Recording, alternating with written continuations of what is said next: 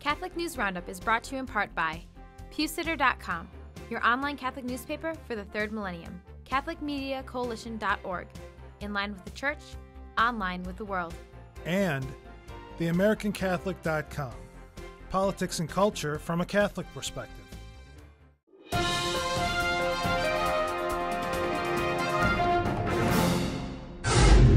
Hello and welcome to today's edition of Catholic News Roundup. I'm Matthew McAuliffe. Virginia victory. Republicans in Virginia may have taken complete control over both chambers in the General Assembly, adding to their current hold over the executive branch in the state as well, if the close election results from earlier this week hold. LifeNews.com reports pro-life candidate Bryce Reeves' victory over pro-abort state senator Ed Houck plays a major role in adding a pro-life element to the Senate, while the Washington Post validates that many of Republicans just recently elected into the General Assembly are also conservatives who want to further regulate abortion in Virginia. Democrats are fighting to save electoral votes for Barack Obama in 2012, while Politico.com says the battles to keep with the state red will be fought most intensely in Northern Virginia, with the large urban area of Fredericksburg playing a key role. Virginia Governor Robert McDonnell told the Washington Post that given the opportunity of a stronger conservative voice, he will not shy away from conservative issues, saying, quote, "I'm going to be strongly pro-life, pro-family, pro-marriage." Meanwhile, Northern Virginia Democrats aren't really helping their reputation with a candidate convicted. Democrat politician running for a position on the local school board has been convicted of assault after ramming her car into pro-life protesters during the last March for Life in Washington, D.C. You may remember Sharice Espy Glassman, niece of former U.S. Agriculture Secretary Mike Espy, withdrew her candidacy for the Fairfax County Public School Board after the charges were revealed earlier this summer. According to LifeSite News, Glassman was convicted of simple assault but acquitted of her second charge, possession of a prohibited weapon. Court records say she was driving out of an alley by the Supreme Court building when a woman stepped in front of her car, yelling to warn her not to hit the protesters, but Glassman only laughed and kept moving forward until she hit the woman. Bertone buckles down.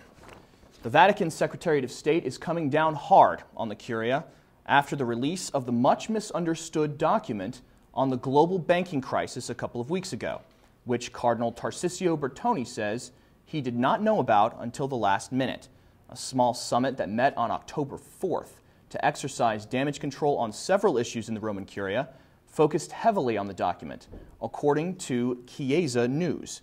The result of the summit, a binding order that nothing in writing is to be released without the inspection and authorization of the Secretary of State. The document, Towards Reforming the International Financial and Monetary Systems in the Context of Global Public Authority, has been heavily criticized by scholarly sources and the media since it was published almost 2 weeks ago. Stay with us. We'll be back in just a few seconds.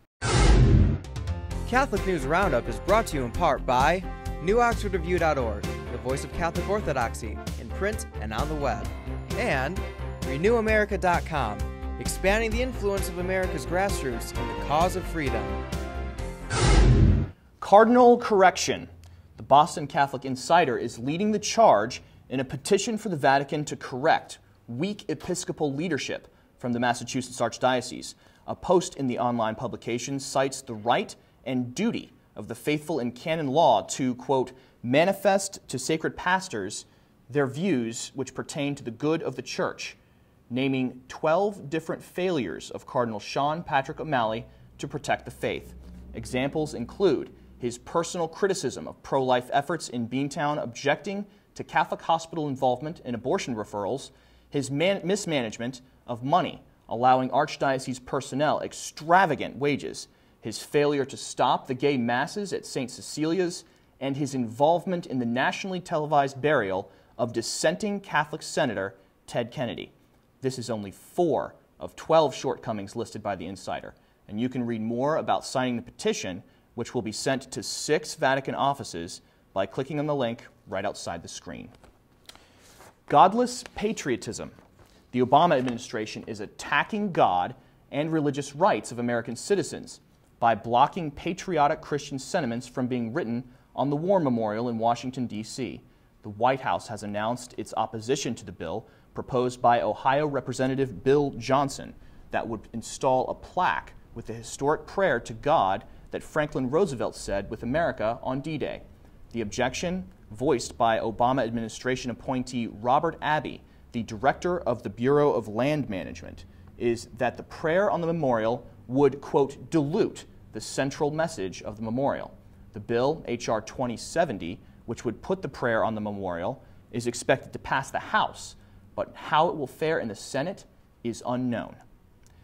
I'm Matthew McAuliffe. Thanks for tuning in today. Be sure and tune in tomorrow for your daily dose of Catholic News Roundup, right here on RealCatholicTV.com. And be sure to check out The Vortex today, where Michael talks about how it's all the same. Thanks for tuning in. Be sure to tell all your friends about us. And as always, God bless you.